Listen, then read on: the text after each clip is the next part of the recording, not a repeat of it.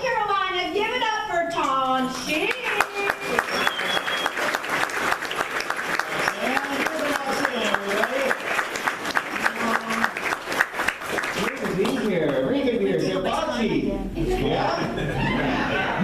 Who's ahead in the league right now? Who are the tops? You getting points here? Are you the next table? You? The two of them. She makes a difference. She says it's that table. 3 tables, 1, 2, and 3. In that table, what team? I saw some of the team names. I saw the Owls. Yeah. Some Owls in here. Only a couple. Owls is a fierce name to strike fear into your competitors' hearts. The Nuggets? What was the Nuggets? He's got inspired after eating at McDonald's, or?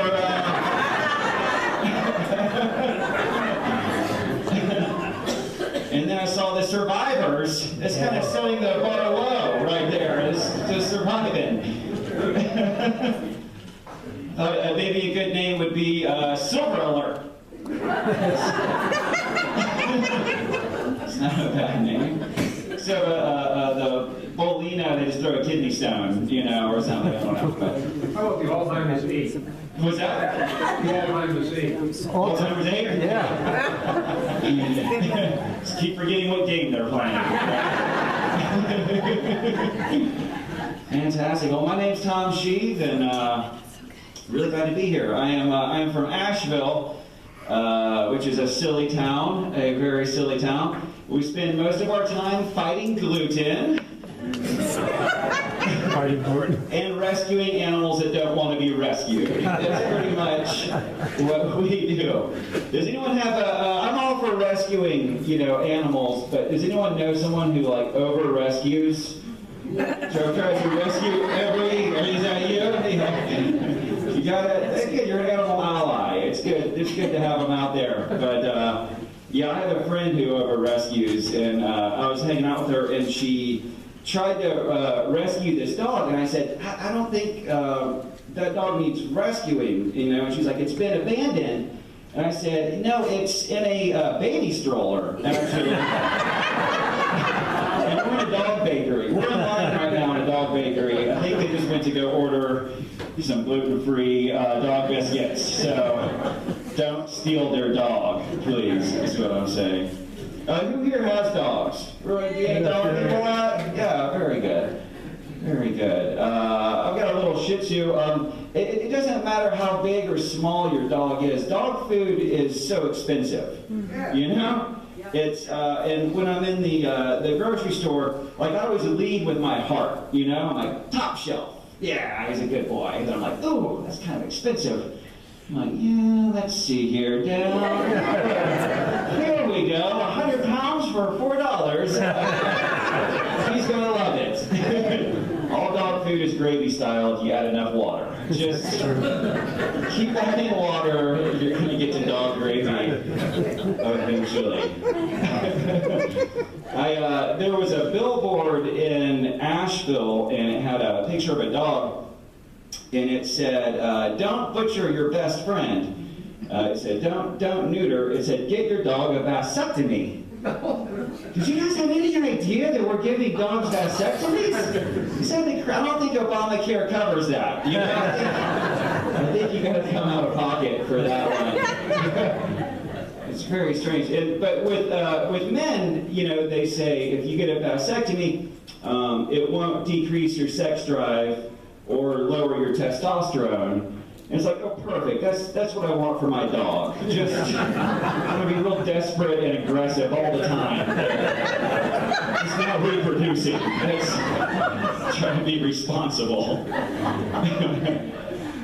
man. You cat people? Where are my cat people at? Hey, you're one cat person. Are you serious? I got a couple. Here we go. How do you know if the cat's depressed? Does it get up and start doing things, or, I don't know, suddenly becomes active? You're like, there's something wrong with this cat. I don't know. I had a cat growing up, and they would always bring little dead animals to like the front step. Does anyone ever had that happen? And they say that it's a gift. Cats are terrible at giving gifts. I just say that. Terrible gift givers. Like, I think maybe it's a threat. You know? Like, I think it's a threat. And my cat, and it brought me one time this dead squirrel, and put it right on the front step. And so I knew it was a gift, but I felt bad because I didn't have anything to give in return. So I left a dead horse by its water bowl. Show how much I loved it. Oh man. I always like, there's a lot of used bookstores in Asheville, and they will have cats. You ever see cat in a used bookstore? That's a sign of a good used bookstore right there. We just have a litter being born over in sci-fi, you know, that's... But anytime I find a bookstore that I support, I just start dropping off stray cats. You know, it looks, make the place look really, really nice in there. And yeah, so what do you guys, who are you guys voting for? Hillary? Hillary? No, I was kidding. All right. No one's ever chanting Hillary. I like Hillary, but I don't know. Are you guys a Bernie crowd? Some of you look like you might have bumper stickers that mention Benghazi. It's a crazy election. This is going to be really a weird election. It's going to be like having a choice between being hanged and being shot. You know, it's kind of rough. Kind of rough. I'll tell you a little bit about myself. I am a father. I have a 9-year-old daughter. Are there any parents here? Where are my parents at? Where are my parents at? Yeah, I'm a father. I have a 9-year-old daughter, and when my daughter was born, she was born very prematurely, and she weighed 1.5 pounds. Wow. And serious. That's about as little as they get, and still survive. And I'm very blessed. Today she's 9 years old, happy, healthy, and she weighs 5 pounds. Grew up so fast. Grow so fast. Oh my gosh. When you guys make a sandwich for someone, do you do the mom cut where you cut it diagonally? Or do you do the dad cut where you eat 60% of the sandwich? Oh, I'm a single dad, and sometimes I feel judged for being a single dad. I'll be out in public with my daughter, and I've got no wedding ring on, and we're standing inside the gas station beer cave, you know, and I'm like, don't judge me. She had icicles on her nose when we got in this beer cave. All right, we're gonna stay here until she picks Daddy's beer out today. I don't know. I try to turn every moment into a teaching opportunity. And a few years back, I was walking down the sidewalk in Asheville with Zoe, and we encountered a wino who was passed out and covered in his own urine. Yeah, it was rough. So I turned it into a Scared Straight program for potty training. I was like, do you see this man? Don't be like him. He could have gone potty 20 minutes ago in the liquor store, but he told his daddy he could wait. Now look at him. My daughter's a 3rd grader, and I thought about homeschooling my daughter, but then I took a tour of the homeschool she would be attending. No way, that place is kind of dumb. That's not any place to teach a child. I made a deal with her. I was like, you're going to go to public school, but I'll save up so you can go to home college, okay? Oh no. I like to try to spoil my daughter, but I said, you know, I have to set reasonable expectations. I'm kind of on a budget. And when she was little, I would sing her lullabies. And you guys know the Mockingbird lullaby? The hush little baby, don't say a word, Papa's in the There are some really big promises in that song. That's a series of promises that escalates. Like, first I'm going to give you a bird, and if the bird doesn't work out, a diamond ring? And then a silver mine? No way. I had to make some little adjustments. So I was like, hush little baby, don't say a word. Papa's gonna get you a mockingbird, and if that mockingbird won't sing, Papa's gonna get you another mockingbird. And if that mockingbird won't sing, Papa's going to convince you mockingbirds do not sing. A diamond ring? You're crazy, kid. Your mom didn't even get a diamond ring. That's why she's not here with us. That's why we're eating cereal for dinner. Okay. So, I like to gamble a little bit, like rolling the dice and taking chances. That's why I get my hair cut at Walmart. What a thrill! What a rush! Walmart haircut, way better than a casino. It's 6 minutes, $7, no talking, chip chop, spin you around in the mirror, boom, red or black. Win or lose. The more they mess it up, the more alive I feel. I'm like, I've lost everything. Build up from the bottom again. The Walmart is the only place you can get your hair cut, and after your haircut, you're covered in other people's hair clippings. You know, that's shredded ham up there. How did that happen? Now, women, when you go to the get your hair cut, it's abusive how much they charge you. It's absolutely abusive. But somehow we live in a world where they get away with that, and you guys have to pay. Guys, you know, we go and like the hairdresser will come up and she'll be like, okay, so what are we doing today? And I'll be like, about $8. You know, just keep cutting until you get to $7.50 and then just wrap her up. That's what I'm kind of looking for today. I don't know. One time I went to a girlfriend's fancy hair salon. Have any men in here been to a fancy hair salon? No. It's quite different than the Walmart hair cutting experience. I will tell you that.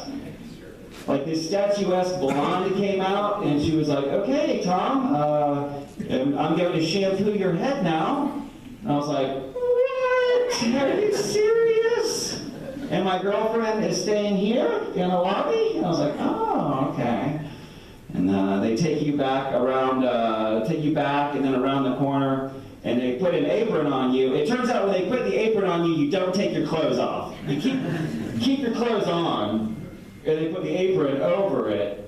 And then they drop you back in that guillotine sink. You're like, ah! And you start rubbing your hair. Like, oh my God, be cool. She's very beautiful. This apron's very thin, Tom. Be cool.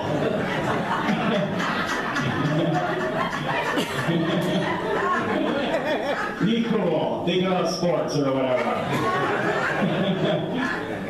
Rubbing my head. And something brushes against me. I'm like, what was that, breast matter? She's killing me. Be cool, Tom. And then I'm like, okay, just like a back scratch, I want it to last longer, so I'm just going to give a little sound of appreciation so she won't stop shampooing my head.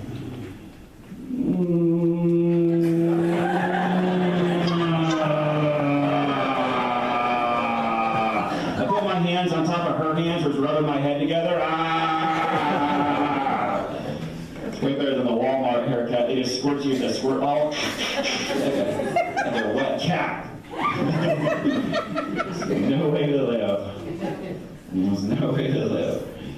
Oh my gosh. There's this phrase I've been hearing lately that's been getting on my nerves. That phrase is, this ain't my first rodeo. Have you guys heard that?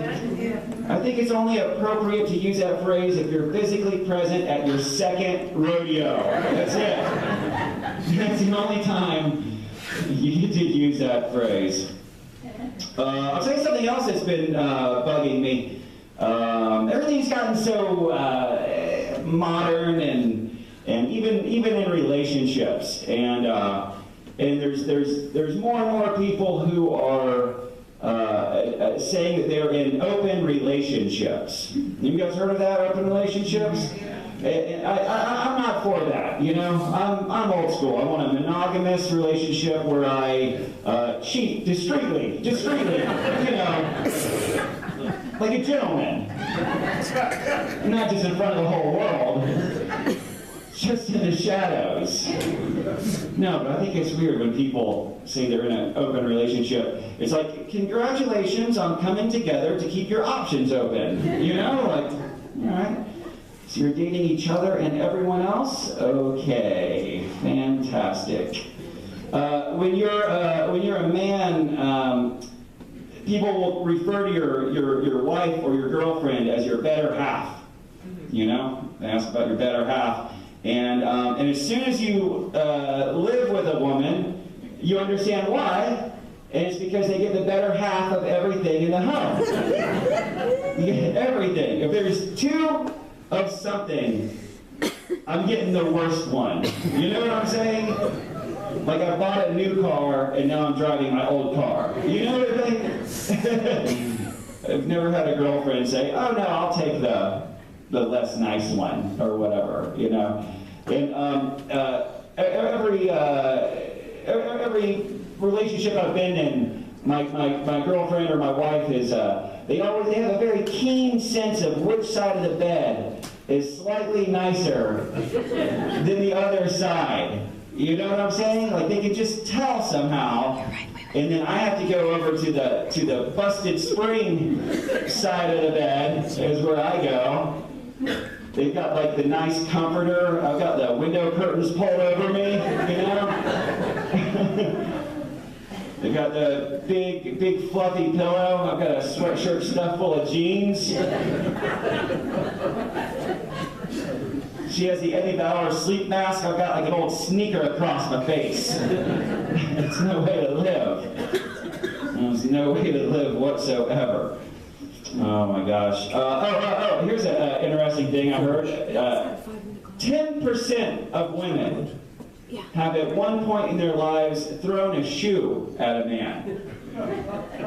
10%. And another interesting statistic, 10% of women have at one point in their lives been wearing one shoe while begging a man not to beat them to death with their other shoe. That's interesting statistic.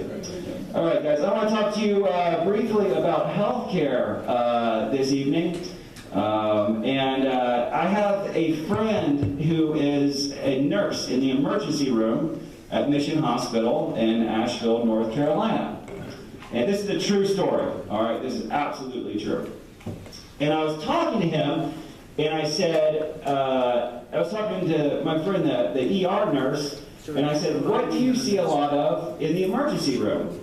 And he said, car crashes, moped accidents, drunken mishaps, and people getting things stuck inside their rectums.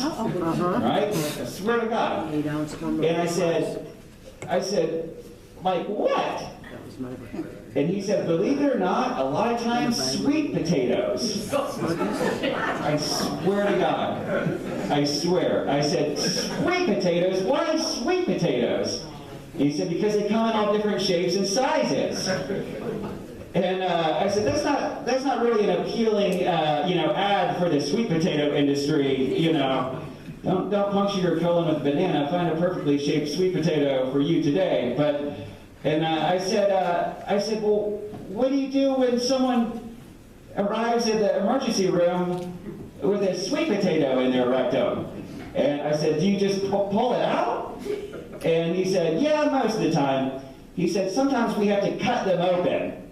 Like, that's when you know, like, your Saturday night party got a little out of hand, you know, when you need an emergency C-section to remove your rectal potato. That's just a party that got way out of hand. He really hasn't. And I said, and you can never ever go back to that same hospital again. You know, you can never in your life return. And I said, who is putting sweet potatoes inside their rectums? And my friend the nurse said, usually it's really old men. And then they have to, at some point when they can't get it out, they have to ask their wife or a friend to take them to the hospital. And that's got to be a terrible, terrible moment in an old man's life when you're trying to decide, you know, who to ask in the first place. That's no good. You have to go to someone and say, I need help. And say, a lot of different kinds of help. But the first kind is getting this potato out of me. And I said, what do people say, what do they say when they come in? And he said, almost all of them say, so there I was, walking through the garden. And I slipped.